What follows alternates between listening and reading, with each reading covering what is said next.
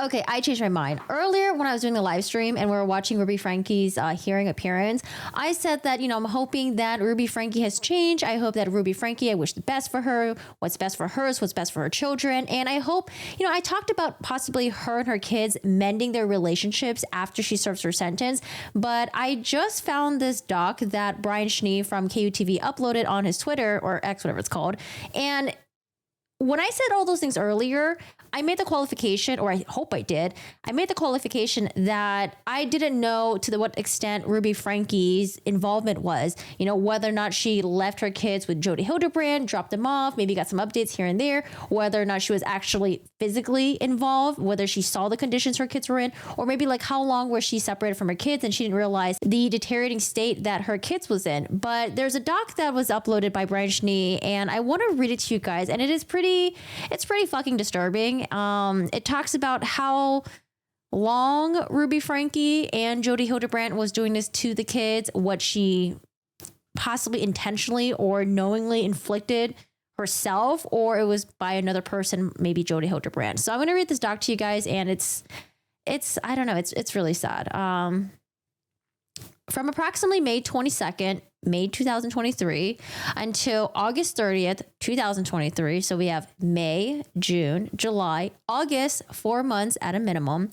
In Washington County, Utah, the defendant Ruby Franke intentionally or knowingly inflicted and allowed another adult to inflict serious physical injuries upon her children that were ages 9 and 11 to 12. So they're going to go by EF and RF. Count 1. Defendant's action involved the physical torture of RF. Initially, RF was forced to do physical tasks for hours and days at a time. These included wall sits, carrying boxes full of books up and down the stairs, and working outside. Eventually, RF was forced to do outside labor without shoes and in the summer heat. So Jodi Hildebrand's house, if I remember correctly, I think it's about an hour or 2 hour drives from Vegas. And Vegas gets really hot during the summertime. It gets up to 110, 120 degrees. So I can just imagine how hot it is where Jodi Hildebrand's house was located. He was forced to stand in direct sunlight for several days. He was forced to remain outside at all hours of the day and night for extended periods of time. These actions result in repeated and serious sunburns with blistered and sloughing skin. RF was denied adequate water for several of the days he was required to remain in the summer heat, and he was punished when he was secretly consuming water. He was denied sufficient food, and when given food, he was given very plain meals like rice and chicken, while others in the house ate regular and more flavorful meals. He was isolated from other people and denied all forms of entertainment, including books, notebooks, and electronics. In addition, after RF attempted to run away in July. So again, the second, or the one where it led to the eventual arrest of Jodi and Ruby, that was end of August, beginning of September. So he attempted to run away a couple months before.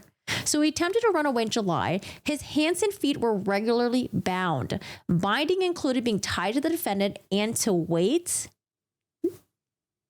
Many times the binding included 2 sets of handcuffs, one at RF's wrist and one on his ankles. At times, with RF lying on his stomach, ropes were used to tie the 2 sets of handcuffs together so that his arms and lower legs were lifted from the ground. Isn't that literally hog tying?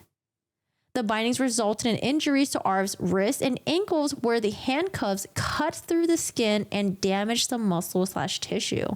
These injuries were treated with homeopathic remedies and covered with duct tape. Now, I wonder what they mean by homeopathic remedies. Is it the honey and the cayenne pepper that was found? The bindings was then placed on top of the duct tape. Specific instances of abuse committed by the defendant include kicking RF while wearing boots, holding his head underwater, cutting off oxygen by placing her hands over his mouth and nose. Count 2. The actions described above caused severe emotional harm to RF due to the fact that they began in May and escalated throughout the summer months. Additionally, the defendant and another adult regularly sought to indoctrinate RF and convince him that he was evil and possessed, and that he needed to willingly be obedient to avoid punishment, and that the punishments were necessary to repent. He was also told that everything that was done to him were acts of love. Dude, what a complete mind fuck that is. Count 3. Defendant's action also caused severe emotional harms to EF. Other than binding and specific instances of abuse RF is subjected to, EF was subject to the same treatment as her brother. She was isolated, forced to do physical tasks, remained outside, and denied food and water.